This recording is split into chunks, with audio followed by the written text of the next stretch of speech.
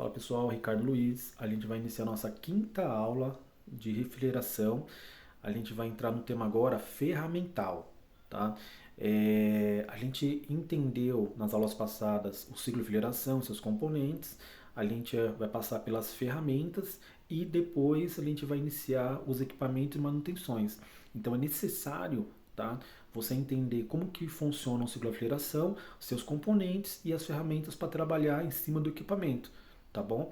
Então tá muito interessante, esse vai ser um tema bem bacana, espero que aproveite aí e vamos para a tela. Fala pessoal, Ricardo Luiz. Hoje a gente vai iniciar a nossa quinta aula de refrigeração. O tema agora é ferramenta básica, tá? Hoje eu vou apresentar três ferramentas que os técnicos e mecânicos usam muito, que é a bomba de vácuo, o ombovacômetro e o nitrogênio. Os três meio que caminham junto, tá bom? Então eu trouxe a seleção de três ferramentas hoje, tá?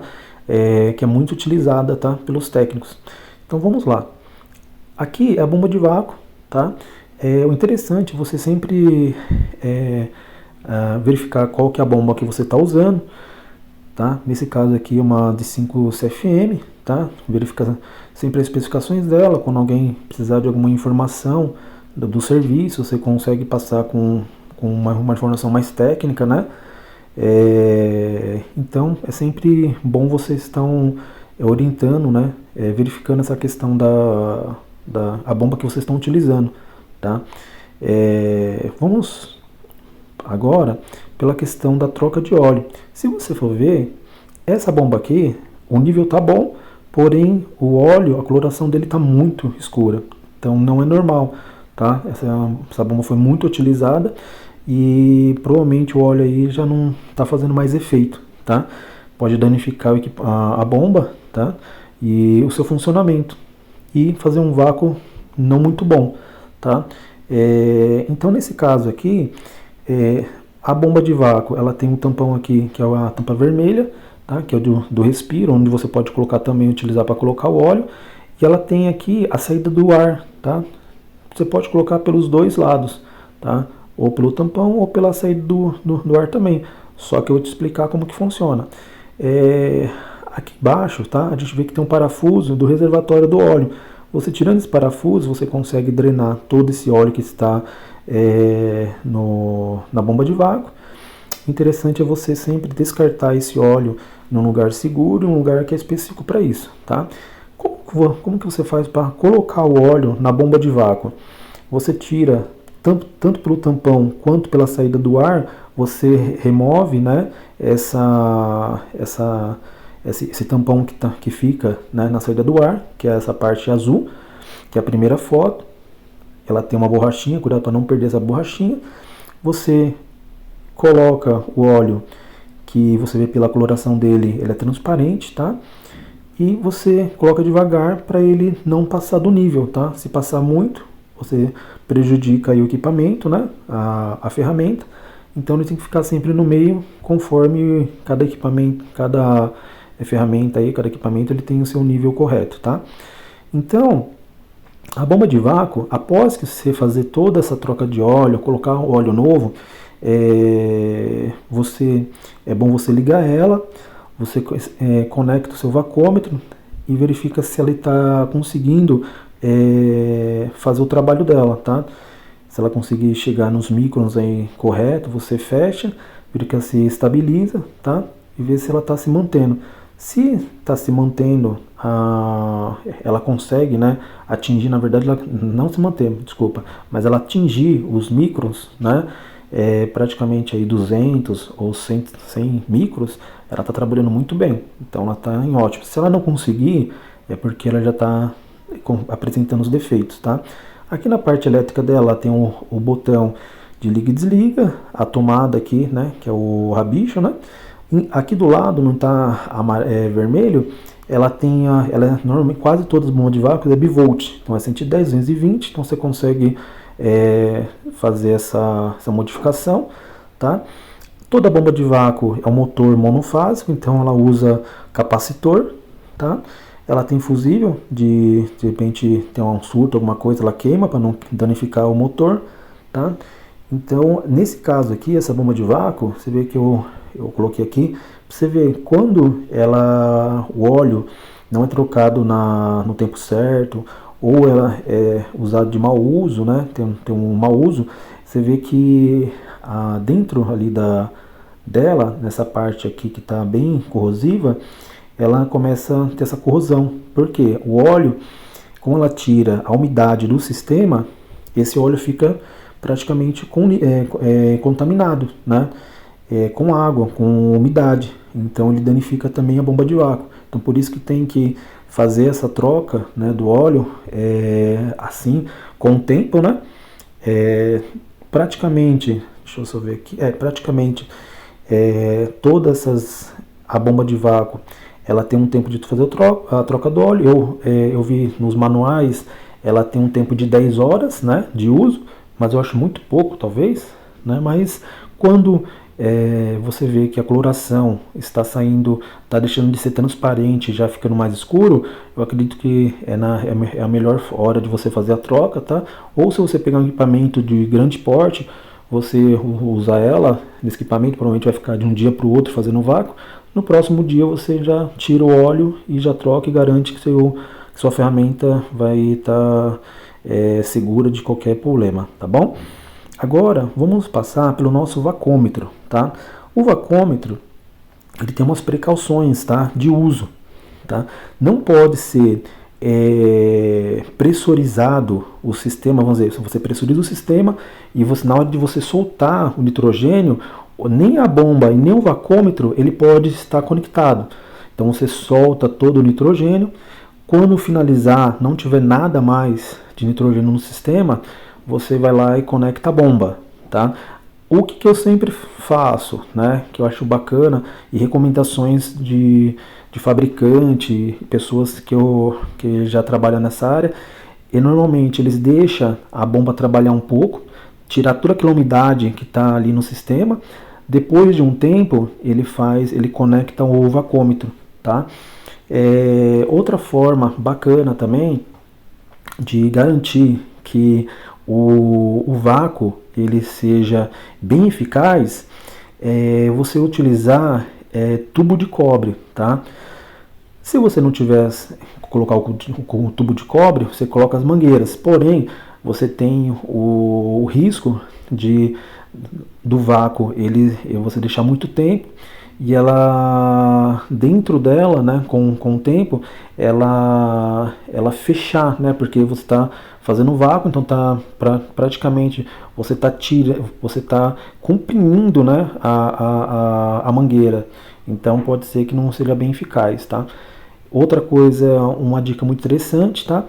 Todas as mangueiras que você for usar, se você tiver uma mangueira específica para fazer vácuo, como em campo não é bem assim, você limpar ela, tá, com 141B ou Ecomat, primeiro passa o nitrogênio para você tirar todo o vestígio de óleo, tá? Que normalmente a gente usa essa mangueira para colocar gás, às vezes verificar gás. Essa mangueira ela vem junto com gás, tem óleo, então isso prejudica muito o vácuo, tá bom? Aqui é o vacômetro digital. O vacômetro digital, tá? Ele tem uma precaução uma restrição no que você não pode deixar ele com o tampão aberto, ele tem que estar fechado, não pode ficar entrando umidade, não pode, como eu falei na tela anterior, não pode colocar ele com pressão de ar, tá? Então tem que estar zero a pressão para começar. O ideal é zero de pressão e deixar um pouco em vácuo e depois colocar ele, tá bom? O vacômetro analógico, ele não tem tanta restrição quanto o digital, mas ele é bom, né? Sempre ter essa precaução na questão da umidade. Na questão da pressão não pode ter nada, né? Na questão da umidade não tanto quanto o outro. Então esse aqui você pode colocar, tirou a pressão, não tem mais, pode deixar ele conectado, o analógico, que não vai ter problema nenhum. Tá? Muita gente coloca já esse manômetro analógico direto na bomba de vácuo. Tem uma adaptação lá que dá para fazer. Tá? Esse vacômetro analógico aqui ele é muito bacana.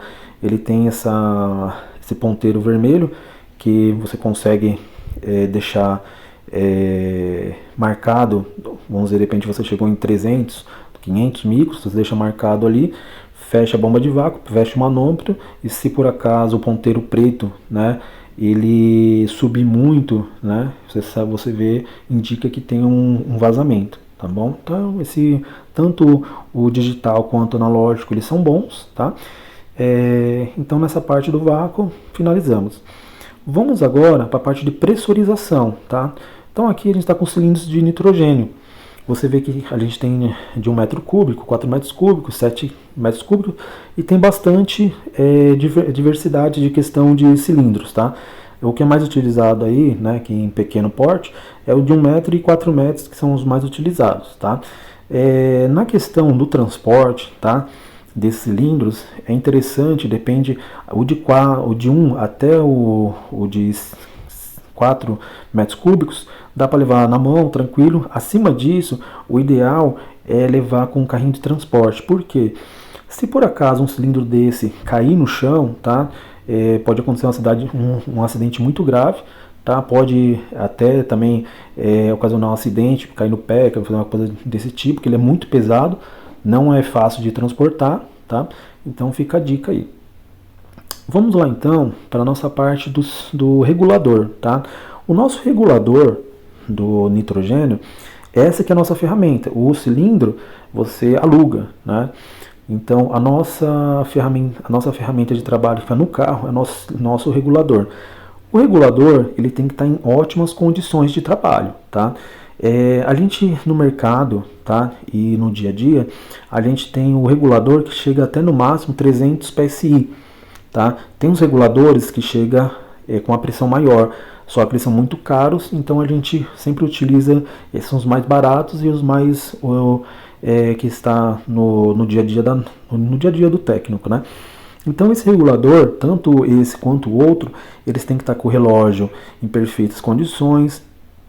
A válvula, tá, que regula aqui a pressão desejada, ela tem que estar funcionando, tá? Ela não pode estar travada em uma pressão só, ela tem que estar livre, tá? Então você tem que sempre na utilização desse manômetro, antes de usar ele, você tem que verificar se todas as condições estão perfeitas, tá? A rosca que entra no cilindro, tá, do nitrogênio, se está em boas condições. Aqui embaixo é a válvula de alivio, tá? Do lado é onde você coloca a mangueira, tá ok? E no meio é a borboleta que a gente fala que a gente gira ela para tanto aliviar quanto aumentar a pressão que a gente vai jogar no sistema, tá bom? Então vamos passar agora para uma questão que é muito importante.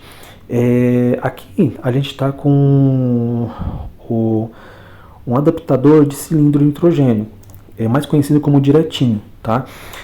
A gente sabe em campo que é proibido usar, né, esse diretinho, questão que é muito perigoso, mas a gente sabe que isso não é comum, tá, de muita gente usar. Quando precisa pressurizar um equipamento grande, a gente usa esse recurso porque a gente pode colocar a pressão que a gente quiser, tá, no equipamento, tá bom? Mas tem que tomar muito cuidado, é um adaptador, é uma ferramenta que é muito perigosa, tá? Tem que ter uma cautela muito grande, tá? E eu vou entrar nesse tema agora, tá? Segurança na hora da pressurização. Então vamos lá.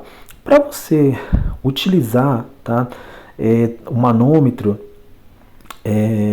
para colocar no equipamento, o regulador do nitrogênio, o cilindro do nitrogênio, a gente precisa verificar se nosso manômetro está em condições de uso, ele está funcionando, os relógios, os registros estão abrindo e fechando, as mangueiras estão em ótimas condições, não está estourada, não está furada, tá? As borrachas, tá, que é de vedação entre o manômetro e a máquina, elas estão funcionando, o dispositivo que aciona a válvula Schrader, elas estão funcionando, tá? A segunda parte que a gente tem que ficar de olho é no regulador do nitrogênio. Conforme eu falei, o regulador ele não pode estar com a válvula travada, tá? Ou ruim de você aliviar ou aumentar a pressão. Assim que você identificar algum problema no regulador, tem que fazer a troca, tá? Os relógios têm que estar funcionando, tá? Que ele mostra, o primeiro relógio ele mostra a quantidade de pressão que está dentro do cilindro, e o segundo relógio ele mostra a pressão que você está colocando para dentro do sistema. Tá? Então é muito importante você saber quanto de pressão que tem no cilindro, quanto de pressão você está colocando no sistema. Tá? Então, o que você não pode fazer de jeito nenhum quando está pressurizando, tá? Quando o manômetro, o regulador do nitrogênio está aberto e o cilindro está aberto, tá passando pressão para o sistema, você não pode estar com a mão nas mangueiras, conforme aqui na foto, tá? A mão não pode ficar dessa forma aqui. Você não pode ficar segurando o manômetro, tá? O manômetro ele tem que ficar posicionado perto da máquina, no chão, de alguma forma que você não tenha um contato com o manômetro e nem com as mangueiras, conforme está a foto, tá? Não pode ficar segurando de jeito nenhum, tá? O manômetro eles têm que você tem que estar aberto. Você tem que ficar monitorando a pressão, tá? Mas eu vou chegar ainda nesse tema. Então, o manômetro, né, ele não pode estar na sua mão, de jeito nenhum. Isso aí é fatal, tá? Então, o manômetro ele tem que ficar no chão, ou pendurado na máquina, ou de alguma forma que você consegue só visualizar ele, mas não ter o contato com a mão, tá? De forma nenhuma, tá? Você, com o nitrogênio aberto, regulado e a pressão entrando no equipamento, você não pode, eu quero ver quanto que está de pressão no sistema, você ir lá no manômetro e fechar ele. Se você fazer isso, é fatal. Você vai estourar a mangueira, ela pode chicotear e cortar a sua mão, fazer um corte muito grave ou até ocasionar um acidente muito mais grave que isso, tá bom? Pegar no rosto, fazer alguma coisa que cause um acidente muito grave, tá? Então, qual que é a forma ideal de você fazer a melhor forma de fazer a pressurização? Conforme aqui na foto, o manômetro está pendurado, você fica atrás do nitrogênio, não na frente dele, você vai ficar longe, tá? De qualquer mangueira que pode vir a estourar, ou pode vir estourar um registro, fazer alguma coisa desse tipo, tá? E pegar em você. Então a segurança em primeiro lugar, você tem que ficar atrás do cilindro, próximo, tá, do registro do cilindro. Se por acaso a pressão estiver chegando na pressão desejada, você fecha primeiro o cilindro de nitrogênio. O cilindro você fecha na hora, você fecha o cilindro, depois você vai lá e fecha o manômetro, tá bom? Então quando você vê que a pressão chegou, você fecha o primeiro cilindro. Depois você vai lá e fecha o manômetro. Se não tiver na pressão certa, você abre o manômetro primeiro e depois o cilindro. Tá ok? Então, isso é a forma mais correta de você fazer a pressurização com segurança, evitando que você tenha um acidente, alguma coisa mais grave, tá? Outra coisa muito importante é no transporte, tá? Então, a gente sabe o seguinte, que todo serviço que a gente faz, maioria das vezes é em laje, em cima de telhado, então a gente precisa içar esse cilindro, tá? Quando você precisa içar, você precisa ter o capacete de transporte conforme na foto. Tem um capacete mais aberto, o capacete mais fechado, tá? Eu prefiro o capacete mais aberto, que você consegue ter mais facilidade de você amarrar, tá bom? Então, você nunca pode içar, tá? Segurando ele na mão, subir escada com nitrogênio, tá? Sem ter uma corda, tá? A corda tem que ter o capacete de transporte para fazer esse içamento, tá bom? O que a gente precisa saber é o seguinte, ó. Esse daqui é o registro que vai em cima, tá, do cilindro. Então a gente vê, tá, que a construção dele é simples, tá ok? Então, o que acontece bastante aí em campo, que às vezes a pessoa não conhece, ou às vezes é falta de conhecimento, tá? Falta de orientação. Na hora de içar, eles colocam amarra a corda somente onde que está a borboleta do registro. Isso jamais pode ser feito, porque um nitrogênio mais leve, ele pesa de 20 a 30 quilos. Você imagine você içando 20 a 30 quilos, segurando somente pela borboleta ali do registro. Se estourar e cair, é um acidente muito grave. Então, a gente sabe que não é o correto. O correto é você fazer o içamento pelo capacete de transporte. Porém, a gente sabe que não é sempre isso. Então, quando você faz o içamento, amarra pela corda, pega o registro por completo, tá bom? Não pega somente na borboleta, tá bom? Pega por completo ali e você iça. O ideal, quando você não tem um capacete, aí você tem colocar uma escada, a pessoa içando e a outra pessoa embaixo só apoiando para ele não pegar todo o peso no registro, tá bom? Então, hoje a gente aprendeu sobre a bomba de vácuo, sobre os cuidados que precisa da bomba de vácuo, como trocar o óleo, o tempo que você precisa para fazer a troca do óleo. A gente conheceu também o nosso vacômetro, as precauções que você tem que ter com o vacômetro, os cilindros de nitrogênio, como transportar, qual as formas seguras de você fazer a pressurização, tá bom? E por hoje é só esses 3 equipamentos, essas ferramentas básicas, tá, da refrigeração. Espero que agregou bastante e até a próxima aula. Obrigado.